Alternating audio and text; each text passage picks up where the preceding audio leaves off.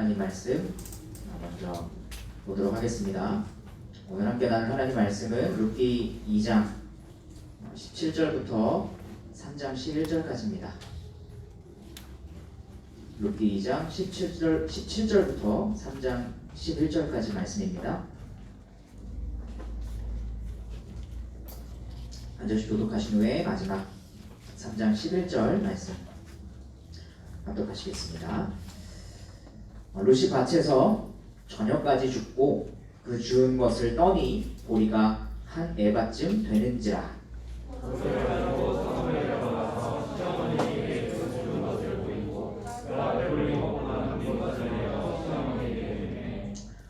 시어머니가 그에게 이르되 오늘 어디서 주었느냐 어디서 일을 하였느냐 너를 돌본 자에게 복이 있기를 원하노라 하니 룻이 누구에게서 일했는지를 시어머니에게 알게 하여 이르되 오늘 일하게 한 사람의 이름은 보아스니이다 하는지라.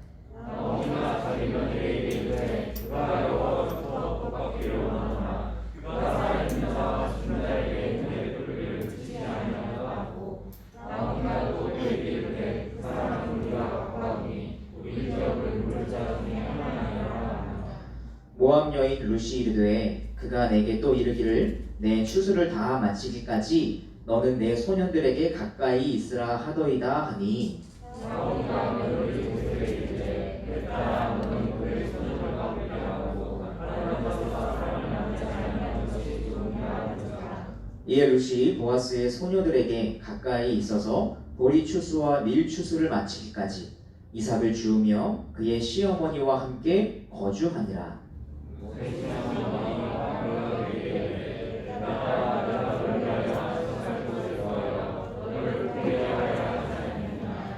네가 함께 하던 하녀들을 둔 보아스는 우리의 친족이 아니냐. 보라, 그가 오늘 밤에 타작마당에서 보리를 까불리라.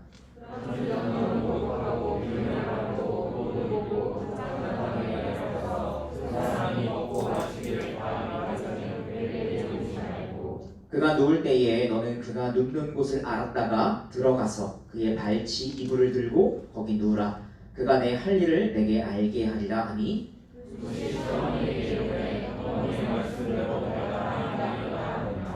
그가 타작마당으로 내려가서 시어머니의 명령대로 다 하니라.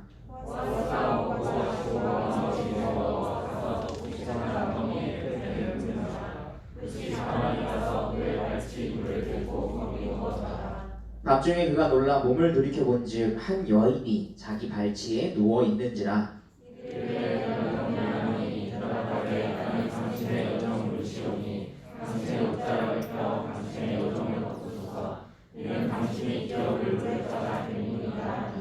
그가 이르되 내 딸아 여호와께서 내게 복 주시기를 원하노라.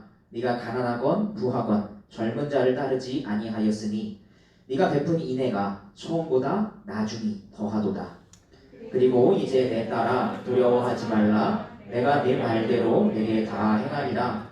내가 현숙한 여자인 줄을 나의 성읍 백성이 다 아느니라. 아멘. 먼저 드려진 예물을 위해 기도하도록 하겠습니다. 살아계신 하나님 아버지, 오늘도 비록 우리 눈에 보이지 않고 또는 어떤 특별한 수단으로 우리가 느낄 수는 없지만 그러나 우리에게 남기신 이 계시의 말씀을 통하여 우리에게 오늘도 말씀하시고 또한 그 말씀 안에서 하나님이 어떤 분이신지 우리에게 알리시며 그로 인하여 우리로 하여금 하나님에 대하여 오해했던 것들을 바로잡아 주시고 결국 우리로 하여금 하나님께서 우리에게 말씀하시는 것을 우리가 기쁨과 즐거움 가운데 그것이 우리에게 유익인 줄 알고 즐거이 행하며 지킬 수 있는 자리로까지 나아가게 하심을 감사합니다. 아버지 하나님, 오늘 말씀 속에서도 우리에게 그렇게 일하여 주시옵소서. 하나님, 그런 마음을 담아서 그 주님을 사랑하는 마음을 담아 주님께 예물을 드립니다. 아버지 하나님, 이 예물을 그리고 그 안에 담긴 그 마음을 주님께서 기뻐 받아 주시옵소서.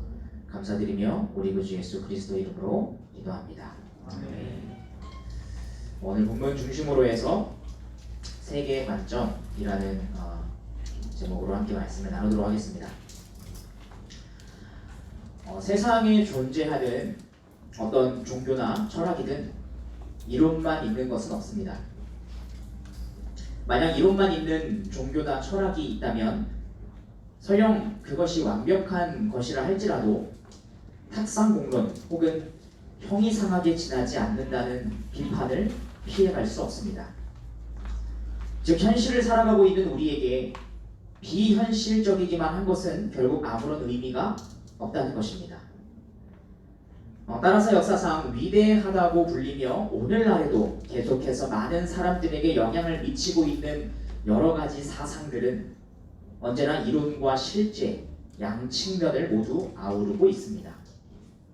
많은 저작을 남긴 플라톤의 경우 파이돈이라는 그의 대표적인 저작을 통해 그가 세상을 이해하는 방식인 이데아론에 대해 설명했을 뿐만 아니라 국가 그리고 법률이라는 저작을 통해서 현실을 살아가는 삶에 대해 그는 설명하고자 했습니다. 아리스토텔레스 역시 범주론 아니면 형이상학 등의 저작으로 자신의 이론을 설명했고 정치학, 대윤리학 등의 저작으로 삶에 대해 설명했습니다. 종교의 경우에는 어떨까요? 힌두교의 근본 사상으로 불리는 베다 사상 역시 이론과 실제를 모두 다룹니다. 베다 사상의 정수를 해설하는 책이라 불리는 우파니샤드가 있고 실제 삶에 대해 설명하는 바가바드 기타가 있습니다. 불교는 종파와 저작이 워낙 많기 때문에 규정하는 것이 쉽진 않지만 그 근본적인 가르침은 결국 사성제와 팔정도라고 합니다. 사성제는 고, 집, 멸, 도 이렇게 네 가지로 이루어져 있는데 고는 인간의 모든 고통을 설명하고 집은 그 고통의 원인이 집착에서부터 나온다 라고 말하며 멸은 그 고통의 원인이 집착을 소멸시키므로 모든 고통으로부터 벗어날 수 있다고 설명합니다. 그리고 이를 위한 방법으로 8가지 도가 제시되는데 그것이 바로 팔정도입니다. 그래서 사성제와 팔정도라고 해요. 그렇다면 우리가 믿는 기독교는 어떻습니까? 하나님의 말씀인 성경은 우리에게 무엇을 가르치고 있습니까? 만약 누군가가 여러분에게 성경은 도대체 무슨 책이야? 라고 묻는다면 여러분은 무엇이라고 답해 주시겠습니까? 창세기부터 요한계시록까지 여러분이 알고 계신 내용을 하나하나 말해줄 건가요? 웨스트민스터 소위르문답 3문답은 이렇게 알려줍니다. 성경이 주로 가르치는 것은 무엇인가요? 성경이 주로 가르치는 것은 사람이 하나님에 관하여 믿을 것이 무엇인가, 그리고 하나님께서 사람에게 어떤 의무를 요구하시는가입니다. 이 두 가지로 되어 있다는 거예요. 크게 보자면 이처럼 성경은 사람이 하나님에 관하여 믿어야 하는 내용과 하나님께서 사람에게 요구하시는 의무에 대한 내용으로 이루어져 있습니다. 그래서 이 웨스트민스터 소위르문답 전체의 구조가 이 두 가지를 설명하는 방식으로 이루어져 있습니다. 다음 PPT 한번 보여주시겠어요? 네, 이렇게 해요. 앞부분은 사람이 하나님에 관하여 믿을 것, 먼저 우리로 하여금 하나님이 어떤 분이신지, 그리고 우리에게 무슨 일이 있었는지, 그래서 하나님은 무엇을 하셨는지 이거 설명해주고, 그런 하나님께서, 그런 은혜를 베푸시는 하나님께서 우리에게 요구하시는 의무는 과연 무엇인지, 이렇게 크게 두 가지로 설명이 이루어집니다. 우리는 지난주까지 주로 앞부분에 대한 내용을 나누었어요. 특히 앞부분 중에서도 하나님의 섭리는 무엇이고 그 섭리 안에는 무엇이 포함되어 있으며 섭리를 통해 어떤 방식으로 타락한 인간의 회복을 이루어 가시는지 살펴보았습니다. 하나님은 타락한 인간의 구원을 위해 타락과는 별도의 섭리로 구속자를 준비하셨습니다. 타락과는 별도로 하나님 편에서 준비된 섭리이기 때문에 죄인된 인간의 연약함과 반역, 또한 사단의 갖가지 방해에도 불구하고 하나님은 구속자 예수 그리스도를 통해 그 일을 마침내 이루셨습니다. 그 결과가, 그리고 그 증거가 구속자 그리스도였죠. 마치 모든 것을 잃어버린 나오미와 모압 여인 룻과는 별도로 베들레헴 땅에서 보아스가 있었던 것처럼 말입니다. 이것은 우리가 하나님과 그분의 일하심에 관하여 믿을 내용입니다. 그리고 이와 함께 룻기의 상황을 이루는 몇 가지 배경도 우리가 함께 좀 살펴보았어요. 그죠? 이런 배경이 있어야 룻기의 말씀을 우리가 좀 잘 이해할 수 있다라고 하는 것도 좀 짚어서 설명을 드렸습니다. 오늘은 지금까지 살펴본 이러한 내용들을 위해서 나오미와 룻 그리고 보아스까지 이 세 사람이 각각 어떤 입장에 처해 있었는지, 그리고 그들이 결국 그 입장에서 어떤 선택과 행동을 했는지 믿을 내용에서 행동으로 좀 넘어가 보도록 하겠습니다. 보아스의 돌봄으로 그 어떤 위험 없이 이삭을 줄 수 있게 된 룻은 무사히 하루 일과를 마쳤습니다. 그래서 자신이 하루 동안 성실하게 준 그 보리 이삭을 모아서 시어머니 나오미가 기다리고 있는 집으로 돌아갈 수 있었습니다. 나오미는 밭에서 돌아온 룻을 반갑게 맞아 주었습니다. 아마도 모압 여인인 이 며느리가 무사히 집으로 돌아온 것만으로도 나오미는 기뻤을 것 같아요. 그런데 그녀는 룻이 가져온 곡식을 보고 놀라지 않을 수 없었습니다. 룻이 가져온 보리 이삭이 자그마치 한 에바나 되었기 때문입니다. 이 한 에바는 오늘날로 하면 대략 20kg 쌀 한 포대 정도 되는 양이었어요. 되게 많죠? 심지어 그거를 들고 왔어요.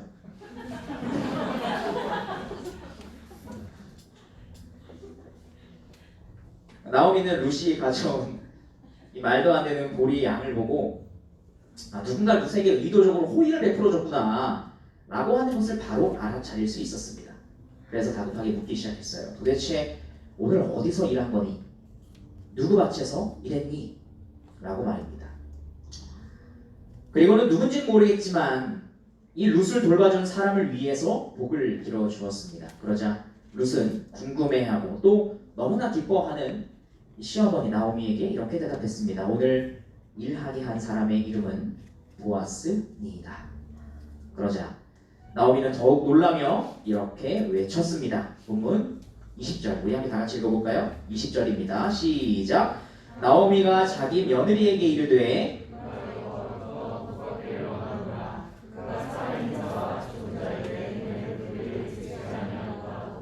나오미가 또 그에게 이르되 그 사람은 우리와 가까우니 우리 기업을 물을 자 중에 하나이니라 하니라. 드디어 앞서 잠깐 언급했던 이 기업을 물을 자라는 표현이 등장합니다. 다시 간략하게 좀 설명을 해보도록 하죠. 나오미의 남편이었던 엘리멜렉은 10여 년 전 심각한 기근이 든 베들레헴을 떠날 때 자신의 가문이 분배받은 땅에 대한 권리를 누군가에게 팔았습니다.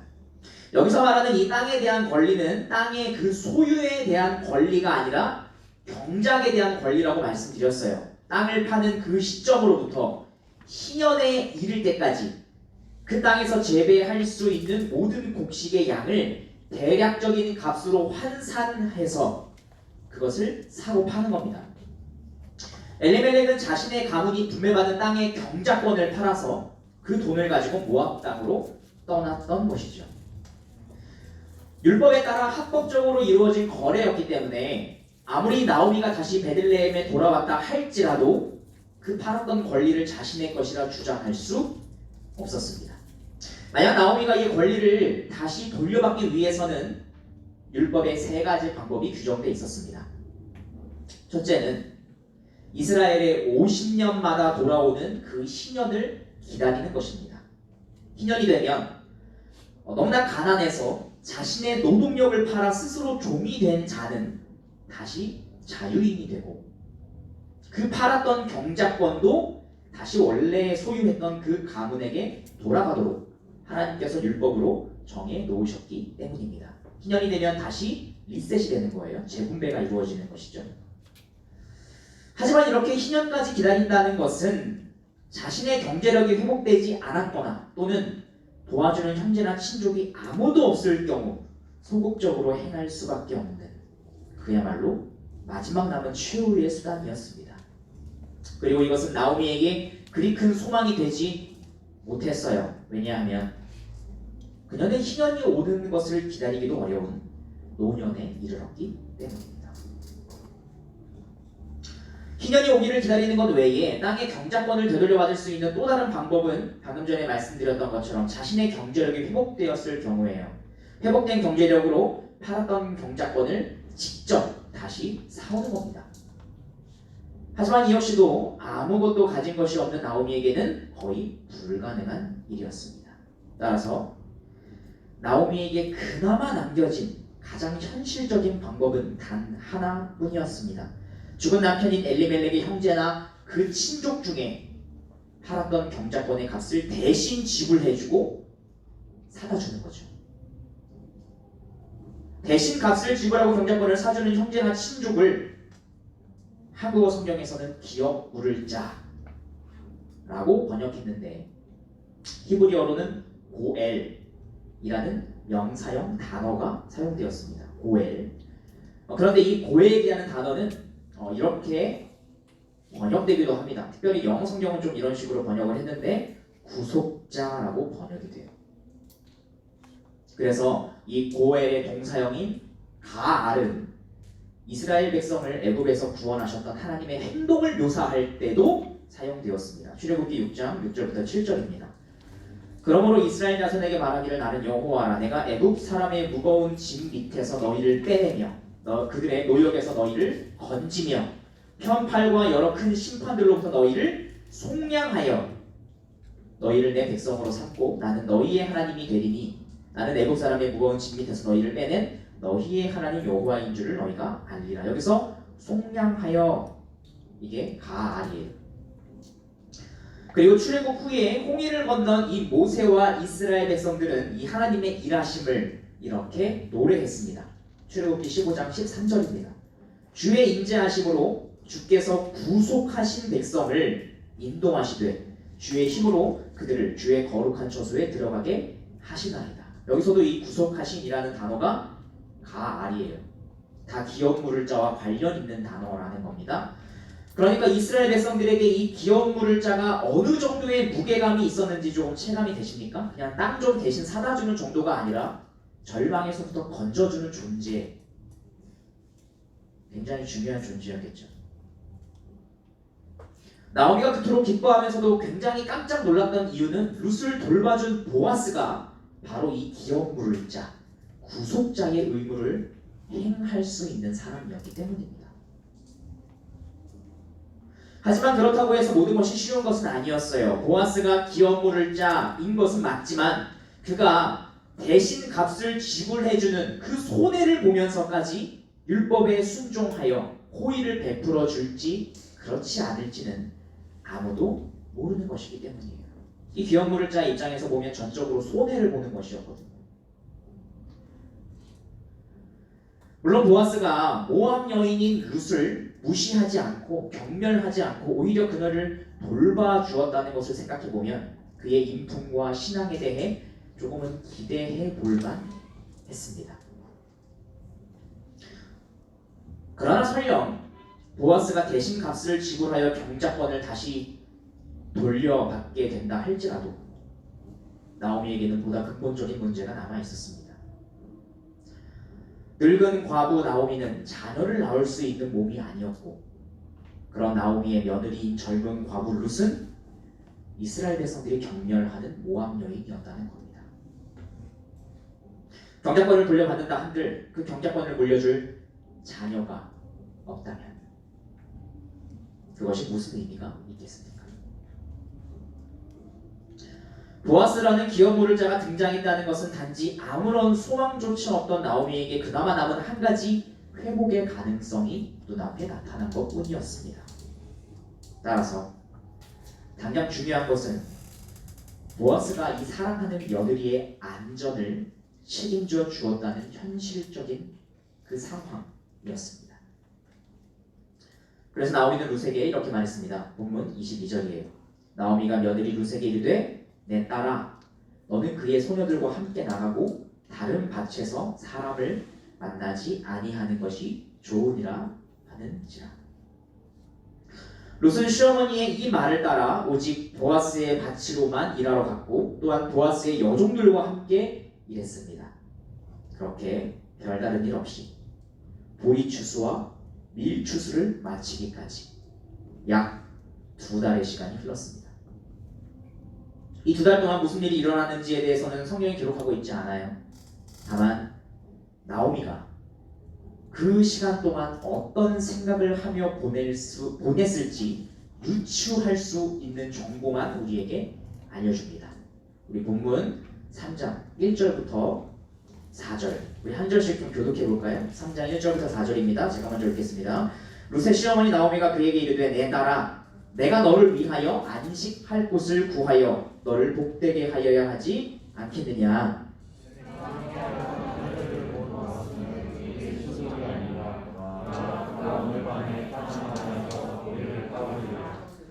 그런즉 너는 목욕하고 기름을 바르고 의복을 입고 타작마당에 내려가서 그 사람이 먹고 마시기를 다 하기까지는 그에게 보이지 말고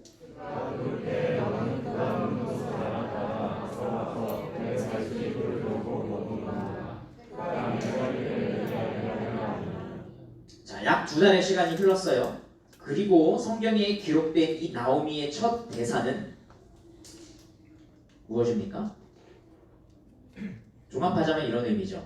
자기 며느리에게 말하기를 보아스에게 가서 청혼하라는 겁니다. 누군가는 나오미의 이 대사를 보면서 참 이기적인 사람이라고 말하기도 해요. 룻을 돌봐준 보아스가 자기 가문의 기업물을 짜이기 때문에 나오미가 룻을 그와 결혼시켜서 땅의 경작권을 되돌려받고 또한 자녀도 낳게 해서 그것을 물려주게 하려고 한다는 것이죠. 그러니까 며느리를 이용한다고 본 겁니다. 물론 나오미가 룻을 보아스와 결혼시키려 하는 것은 맞아요. 그리고 룻이 보아스와 결혼하게 된다면 아마도 유력한 자인 보아스는 기업물을 자로서 경작권을 다시 사올 것입니다. 게다가 보아스와 룻 사이에 자녀가 태어난다면 나오미와 그녀의 남편 엘리멜렉의 가문은 이스라엘 안에서 사라지지 않고 계속해서 남게 될 것입니다. 이것은 충분히 일어날 수 있는 일이고 나오미에게 가장 좋은 시나리오인 것이 맞아요. 하지만 중요한 건 나오미가 정말 그것을 목적으로 했는가입니다. 룻과 보아스의 결혼이 나오미에게 유익을 주는 부분이 있는 것은 맞지만 나오미는 자신의 유익을 목적으로 룻을 보아스와 결혼시키려 했는가 하는 것이죠. 오늘 본문을 보면 나오미가 가장 신경 썼던 것은 룻의 안식이에요. 나오미는 아마 이렇게 생각했던 것 같습니다. 만약 이대로 내가 죽는다면, 그래서 보아스와 룻의 연결고리인 내가 사라진다면 친딸처럼 여기며 사랑하는 며느리 룻을 과연 이 이스라엘 땅에서 누가 돌봐줄 것인가? 아마도 이것이 지난 2달간 나오미가 생각했던 것이 아닌가 생각해봅니다. 경작권을 돌려받는 것과 약속의 땅에서 가문의 명맥이 이어지는 것은 이 룻의 안식과 더불어 부수적으로 얻어지는 것들이고, 그것 역시 앞으로 살아갈 날이 아마도 더 많을 룻에게 좋은 것이지 자신의 유익을 위한 것이 아니었어요. 그것은 나오미의 궁극적인 목적이 아니었습니다. 나오미는 자신이 죽기 전에 어떻게 해서든 룻의 안식처를 마련해 주고자 했습니다. 우리는 방금 읽은 이 나오미의 대사에서 그녀가 얼마나 조심스럽게 룻이 오해하지 않도록 이 말을 꺼낸 것인지 알 수 있습니다. 앞선 2장에서 나오미는 보아스를 향해서 뭐라고 말했습니까? 기업물을 짜라고 말했어요. 그 사람은 우리의 기업물을 짜야 라고 말했습니다. 그런데 3장을 보면 보아스를 향해서 뭐라고 말을 합니까? 친족이라고 말을 해요. 히브리어 원문으로 봐도 엄연히 다른 단어가 사용되었습니다. 그러니까 나오미는 보아스가 우리 가문의 기업물을 자이니까 네가 나 대신 그와 결혼해서 우리 가문이 사라지지 않도록 해주면 좋겠어 라고 말한 게 아니라, 그동안 친족의 며느리라는 그 이유만으로 모압 여인인 너를 돌봐준 보아스라면 너를 받아줄지 모르니 그와 결혼하여 그의 보호 아래 네가 안식을 얻었으면 좋겠다라고 말한 거예요. 이 차이를 두려고 일부러 나오미는 친족이라는 말을 꺼낸 것입니다. 시일이 더 길어지기 전에 나오미는 무리를 해서라도 이 일을 성사시켜야겠다고 생각했던 것 같습니다. 그래서 밤중에 타작마당에서 잠든 보아스의 옆에 함께 눕는 것으로 그에게 결혼할 의사가 있음을 전하라고 했습니다. 그러면 그 뒤는 보아스가 알아서 할 것이라고 하면서 말이죠. 이것은 분명 나오미에게도 큰 부담이에요. 그럼에도 불구하고 그녀가 이렇게까지 했다는 것은 지난 2달 동안 보아온 그 보아스의 인품과 그 근원에 있는 그의 신앙을 신뢰했기 때문일 것입니다. 바로 이것이 나오미가 룻과 보아스의 결혼을 바라본 관점입니다. 나오미는 자기 자신보다도 룻을 위하여 이 결혼을 제안했습니다. 나오미의 말을 들은 룻은 그 안에 담긴 나오미의 진심을 알았던 것 같아요. 그래서 다소 충격적인 얘기임에도 불구하고 자신의 시어머니 나오미를 향해 이렇게 대답했습니다. 3장 5절부터 6절입니다. 룻이 시어머니에게 이르되 어머니의 말씀대로 내가 다 행하리이다 하니라. 그가 타작마당으로 내려가서 시어머니의 명령대로 다 하니라. 이제 장면은 보아스가 있는 타작마당으로 바뀝니다. 고대 근동에서 추수를 끝내고 타작을 한다는 것은 민족적인 축제 기간과도 같았습니다. 그만큼 아주 기쁜 날이었어요. 한 해의 어려운 그 경작과 농사를 마치고 먹게 된 결실이었으니까요. 보아스도 마음이 즐거워서 먹고 마셨습니다. 그리고 곡식 단 끝 그 외진 곳에 홀로 누웠습니다. 마치 이전에 룻이 우연히 보아스의 밭에 이르렀던 것과 같이 말입니다. 이윽고 모든 사람들이 잠들자 룻은 보아스가 홀로 누운 곳으로 찾아가서 슬며시 그가 덮은 이불을 들추고는 보아스 옆에 누웠습니다. 얼마나 시간이 흘렀을까요? 자면서 뒤척이던 보아스는 자기 옆에 한 여인이 누워있는 것을 의식하고는 깜짝 놀라서 일어났습니다. 그리고 그녀를 향해 누구냐고 다급히 물었죠. 그러자 룻은 이렇게 대답했습니다. 우리 3장 9절 말씀 다 같이 한번 읽어볼까요? 9절입니다. 시작. 이르되 내가 누구냐 하니 대답하되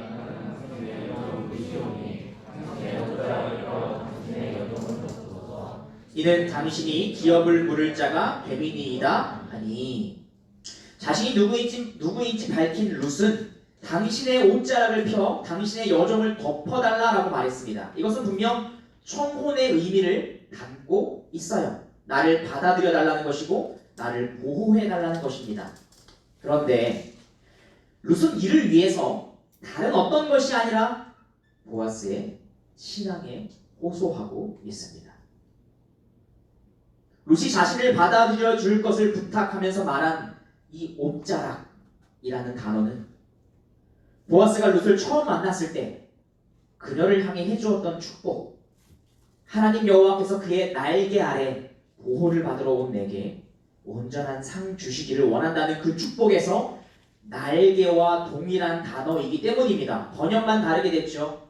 하지만 동일한 단어예요. 그러니까 지금 룻은 보아스를 향해서 당신이 나에게 축복해준 하나님 여호와의 그 날개가 되어달라는 거예요. 현실적으로 당신이 나에게 그 날개가 되어주면 되는 거 아닙니까? 라고 말이죠. 그리고는 당신이 나에게 하나님 여호와의 날개가 되어줘야 하는 이유에 대해서 이렇게 덧붙여 말했습니다. 이는 당신이 기업을 물을 자가 됨이니이다. 무슨 말일까요? 룻은 무슨 의미로 이런 말을 했던 것일까요? 지금 룻이 보아스에게 직접적으로 기업 물을 자를 거론한 것은 당신이 나를 받아들여서 기업 물을 자의 권한을 행하여 먼저는 내 시어머니 나오미를 그리고 나도 당신은 보살펴야 할 그 율법의 의무가 있습니다. 율법에 호소하고 있다는 뜻이죠. 여기서 한번 여러분 잘 생각해 보시기 바랍니다. 방금 전에 살펴본 대로 나오미는 분명 룻에게 말하기를 뭐라 그랬죠? 보아스가 친족이니까, 친족으로서 잘 해주었으니 너를 받아들여 줄지도 몰라, 그렇게 얘기했어요. 친족을 강조했습니다.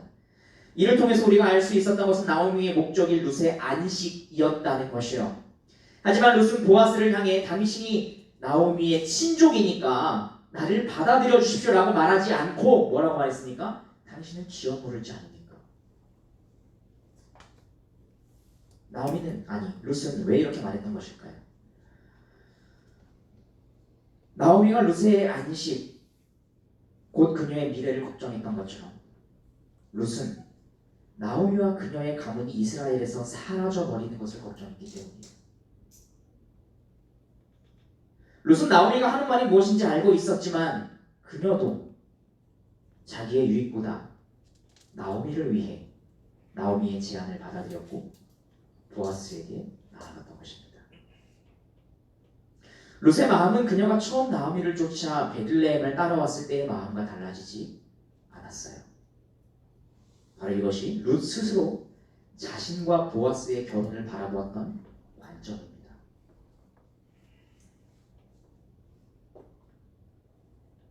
이제 마지막 관점이 남아있어요. 과연 보아스는 룻의 청혼 안에 담긴 의미, 이 율법에 순종하여 나오미의 가문이 사라지지 않도록 지켜달라는 이 요청을 어떻게 여겼을까요? 우리 10절부터 11절 한번 다 같이 읽어보겠습니다. 3장 10절부터 11절입니다. 시작. 그가 이르되 내 딸아 여호와께서 내게 복 주시기를 원하노라. 네가 가난하건 부하건 젊은 자를 따르지 아니하였으니 그러니 이제 내 딸아 두려워하지 말라. 내가 네 말대로 내게 다 행하리라. 내가 현숙한 여자인 줄을 나의 성읍 백성이 다 아느니라. 보아스의 말을 보면 지금 그는 룻의 말에 완전히 감동된 것처럼 보입니다. 그래서 그녀가 요구하는 것은 무엇이든 행하겠다는 그 의지를 보여주었습니다. 보아스 역시 룻의 말에 담긴 그녀의 진심이 무엇이었는지 알았기 때문이에요.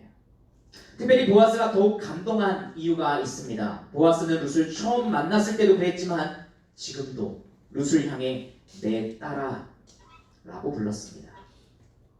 아마도 보아스와 룻의 나이 차가 상당히 많았을 것이기 때문입니다. 얼마든지 젊은 사람과 결혼할 수 있는데도 불구하고 굳이 나이 많은 나와 결혼하려고 한 이유가 자기의 유익보다 시어머니와 그녀의 가문을 위한 것이라는 사실이 보아스의 마음을 더욱 움직였습니다. 게다가 보아스는 이러한 룻의 결심을 향해 이내 곧 헤세드라고 말했습니다. 룻이 나오미에게 헤세드를 베풀었다는 것이죠. 그리고는 이번 헤세드가 이전 헤세드보다 더욱 크다라고 말했어요. 보아스가 말한 이전 헤세드가 무엇일까요? 룻이 그래야 하는 의무가 없음에도 불구하고 나오미를 따라 베들레헴까지 온 것입니다. 그것도 엄청난 것인데 이번에는 더 큰 헤세드를 베풀었다고 말합니다. 왜냐하면 사실 며느리인 룻에게는 죽은 남편의 집안 사람과 결혼해서 그 남편의 집안을 일으켜야 하는 그 법적인 의무가 없었기 때문입니다. 오히려 이런 법적 의무가 있는 쪽은 누구였나요?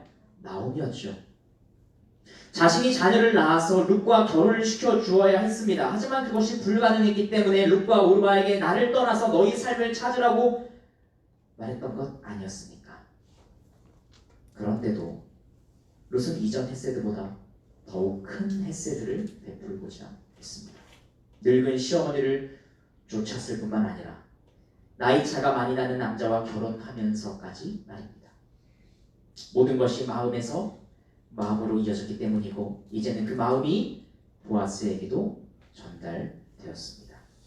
그래서 그는 한밤중에 갑자기 찾아온 룻을 향해 오히려 현숙한 여인이라고 평하면서 두려워하지 말라고 네가 말한 대로 다 행하리라고 약속했습니다. 하지만 이러한 보아스의 결정은 결코 쉽거나 받아들이기 좋은 게 아니었어요. 사실 보아스의 입장에서 이 결혼은 좋은 게 하나도 없어요. 룻과 결혼하게 되면 그는 자신의 재산으로 나오미 가문의 경작권을 사줘야 됩니다. 게다가 더욱 치명적인 것은 결혼 그 자체예요. 누군가는 나이차가 많이 나는 그가 젊은 여인과 결혼하게 되었으니 좋은 것이 아니냐고 생각할지 모르겠습니다만 우리는 룻이 모압 여인이라는 것을 잊어서는 안 됩니다. 자신의 평판과 명예를 목숨과 같이 여기는 그 고대 근동의 그 문화 속에서 이 유력한 자로 불린 보아스가 모압 여인과 결혼을 한다는 것은 자신의 명예를 내다 버리는 것과 같은 것이었습니다. 이러한 것들을 얼마든지 예상할 수 있었음에도 불구하고 보아스는 룻의 청혼을 오히려 기쁘게 받아주었습니다. 나오미와 룻처럼 보아스도 자신의 유익보다 율법을 향한 그 순종 안에서 두 사람이 얻을 유익을 위해 행할 것을 약속했습니다. 이것이 보아스가 자신과 룻의 결혼을 바라본 세 번째 관점입니다. 우리는 지난 몇 주간 룻기의 전면에 드러나진 않지만 그 이면에서 일하시는 하나님의 섭리에 대해 나누었습니다. 하나님은 자신의 그 영원한 목적을 위해 언제나 일하십니다. 심지어 인간의 타락으로 인한 반역과 연약함 그리고 실패가 있다 할지라도 하나님의 섭리는 그 모든 것을 다 포함하여 하나님의 영원한 계획과 목적이라 불리는 그 작정을 위해 나아갑니다. 그렇다면 이와 같은 섭리 안에서 살아가는 우리는 어떻게 해야 할까요? 만약 우리가 운명론자라거나 결정론자라면 그래서 어차피 하나님의 계획은 이루어질 거니까 나는 어떻게 살아도 괜찮지 않느냐고 생각할 수도 있을 것입니다. 이 말은 어떤 면에서는 맞는 말이에요. 하나님의 일하심에는 실패가 없으니까요. 우리가 어떻게 살아도 하나님은 당신의 계획과 목적을 향해 일하십니다. 다만 문제가 있다면 그러한 우리의 삶이 점차 피폐해져 간다는 것입니다. 우리는 룻기의 배경이 자기 소견에 오른 대로 즉 자기의 유익만을 구하며 살아갔던 사사시대라는 것을 잊어서는 안 됩니다. 사사시대에도 하나님은 일하셨습니다. 이스라엘의 회복과 궁극적으로 그들을 구원할 자들을 위한 구속자를 준비하셨습니다. 하지만 그것과는 별개로 이스라엘 백성들의 삶은 점차 피폐해져 갔습니다. 사사기에서 곧장 연결되는 사무엘상은 그 유명한 삼손의 희생에도 불구하고 이스라엘이 블레셋이라는 이방 민족에게 지배를 받고 있었다는 것을 우리에게 보여줍니다. 그런데 그런 사사시대를 배경으로 하고 있는 룻기는 사사기와는 전혀 다른 양상을 보여줍니다. 하나님의 일하심이 자기의 유익을 구하지 않았던 사람들을 통해 이루어지고 있다는 것을 우리에게 보여줍니다. 자기의 유익을 구하지 않는 사람들이 모이자 아이러니하게도 모두에게 유익한 일이 되었습니다. 그리고 이 한 가정의 회복이 결국 이스라엘의 회복으로 이어질 것입니다. 그래서 주님은 말씀하셨습니다. 율법의 가장 큰 계명은 어떤 큰 일을 행한다거나 아니면 대단한 고행을 해내는 게 아니라 하나님을 사랑하고 네 이웃을 내 몸과 같이 사랑하는 것이라고 말입니다. 이것이 율법의 근본 정신입니다. 순종했느냐 순종하지 않았느냐 그 이전에 어떤 마음으로 순종을 했느냐 주님은 그것을 말씀하셨죠. 그리고 사도 바울은 이어서 말합니다. 사람은 자기 유익을 구하지 않는 것이라고 말입니다. 하나님의 선한 섭리 가운데 우리의 구속자로 오신 그리스도께서 몸소 이와 같은 삶을 직접 보여주셨습니다. 그분께서 그렇게 사셨던 이유는 하나님의 공의에 따르는 그 죽음의 값을 대신 지불하시고 우리를 구속하기 위함이었습니다. 그분께서 우리의 기업 물을 자가 되어 주셨죠. 그리고 당신의 순종으로 구속하신 우리를 그와 같은 삶으로 초대하십니다. 우리를 향해 주님의 선한 섭리에 동참하자고 말씀하십니다. 이제 하나님의 섭리 안에서 우리 앞에는 선택권이 놓여 있습니다. 여러분은 어떤 선택을 하시겠습니까? 찬양하고 함께 좀 기도하는 시간 갖도록 하겠습니다.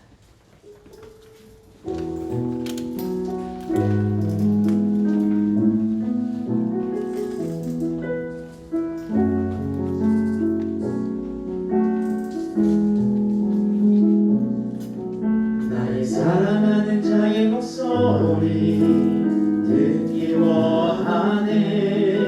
나의 사랑 나의 어여쁜 자야.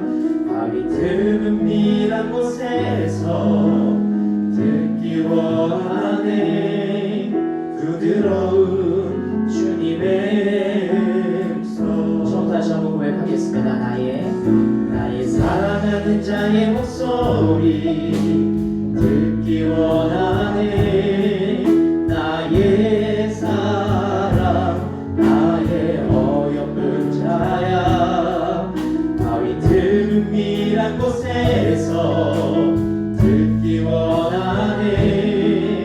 부드러운 주님의 음성.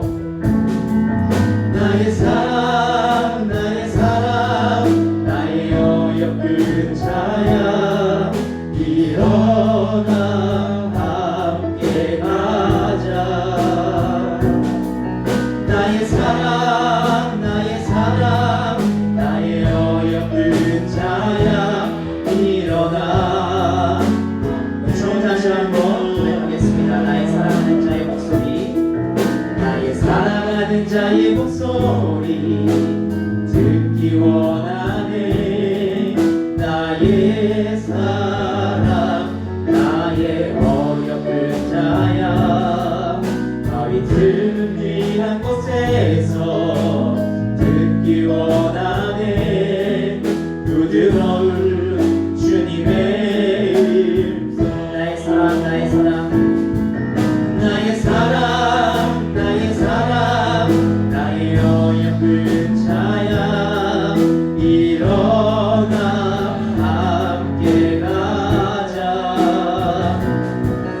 나의 사랑 나의 어여쁜 자야. 일어나 함께. 하나 더 고백하겠습니다. 나의 사랑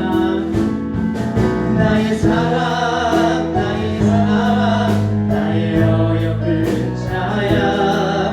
일어나 함께 가자. 나의 사랑 나의 어여쁜 자야. 일어나 함께 가자. 목소리 한번 고백해 보겠습니다. 나의 사랑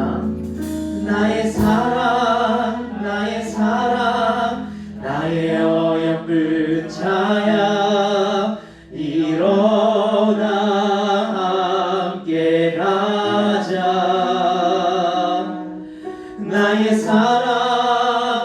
사랑 나의 어여쁜 자야. 일어나 함께 가자. 오늘도 우리의 구속자가 되신 우리의 기업 물을 자가 되신 주님은 여러분을 그와 같은 삶의 방식으로 초대하십니다.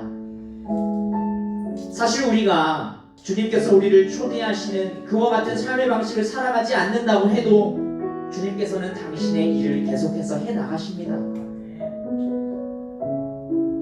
그러나 그럼에도 불구하고 주님께서는 우리로 하여금 그 삶에 초대하시고 동참하시기 원하시며 나 자신보다도 타인의 유익을 구하는 그 삶을 통해서 아이러니하게도 모두가 함께 회복되는 그 삶을 우리로 하여금 맛보라고 하십니다. 왜냐하면 그것이 우리가 비록 완전하진 않지만 이 땅에서 맛볼 수 있는, 그리고 우리가 언젠가 영원히 맛볼 하나님 나라이기 때문입니다. 주님께서 오늘도 여러분에게 그와 같은 삶으로 초대하십니다. 우리 앞에는 선택이 놓여 있습니다. 주님은 우리의 의지를 강제로 조작하지 않으십니다. 하지만 우리가 그와 같은 삶에 동참하기 원하십니다. 그것을 기뻐하십니다. 여러분 어떤 삶을 사시겠습니까? 우리 다 같이 그런 마음을 가지고 주님 주시는 마음을 따라 각자의 고백으로 주님 앞에 기도하며 나가도록 하시겠습니다. 기도하시겠습니다. 살아계신 하나님 아버지, 우리의 구속자가 되시고 우리의 기업자가 되시는 주님, 우리에게 단순히 그런 삶을 영접만 하시는 것이 아니라 우리에게 몸소 그 삶을 보여주셔서 실제로 자기 자신의 유익보다도 우리의 유익을 위하여 하나님이시지만 하나님의 진노와 그 죽음의 그 절망스러운 수속으로 가신 주님의 우리가 바라옵니다. 주님께서 그 일을 행하심으로 우리를 구속하셨습니다. 우리를 건져내셨습니다. 우리가 쉬워야 할 박수를 대신 지불하여 주셨습니다.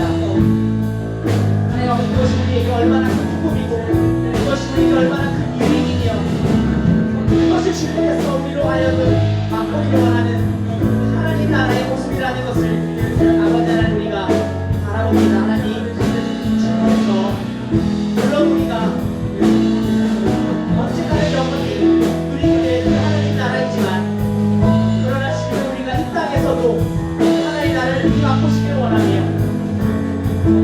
아버지 하나님 나 혼자만의 유익을 위하여 살아가는 그런 삶의 방식이 아니라 오히려 자신의 유익을 구하지 않는데 아이러니하게도 모두의 유익이 함께 충족되는 하나님 아버지 그러한 삶으로 우리를 준비하십니다.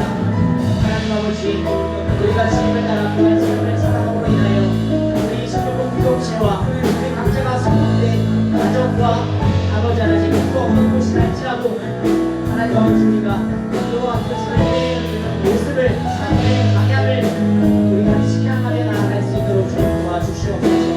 우리가 그렇게 나아갈 때 우리가 진짜 무너질 것입니다.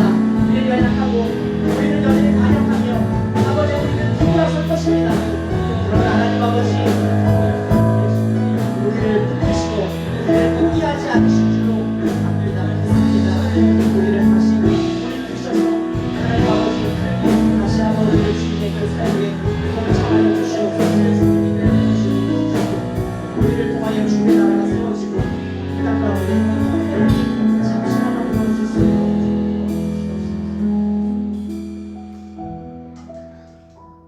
언젠가는 우리가 맛보게 될 것이지만 주님께서는 이 땅에서도 하나님 나라가 너희 마음 가운데 임했다 말씀하시며 그 나라를 우리가 미리 맛보며 그것을 통해서 우리가 결국 언젠가 거할 하나님 나라를 소망하게 하십니다. 우리가 단지 수동적으로만 그날이 오기를 기다리기보다 이미 우리 가운데 하나님 나라가 임하였다고 말씀하셨으니 아버지 하나님 우리가 그것을 정말 실제로 잠시나마 맛보고 누릴 수 있도록 주여 도와주시옵소서. 그러함으로 우리를 통해 오히려 더욱 분열과 깨어짐이 심화되는 것이 아니라 우리를 통해서 주님께서 우리를 받아주셨듯 화평의 영이신 성령께서 함께 일하여 주시옵소서. 이제는 우리 주 예수 그리스도의 은혜와 성부 하나님의 무한하신 사랑과 성령 하나님의 교제인도 충만케 하신 은총이 이 땅에서도 하나님 나라를 맛보고 그리하여 궁극적으로 우리가 영원히 거할 그 하나님 나라를 소망하는 여기 모인 모든 성도 한 사람 한 사람 머리 위에 이제로부터 영원토록 함께 있을지어다.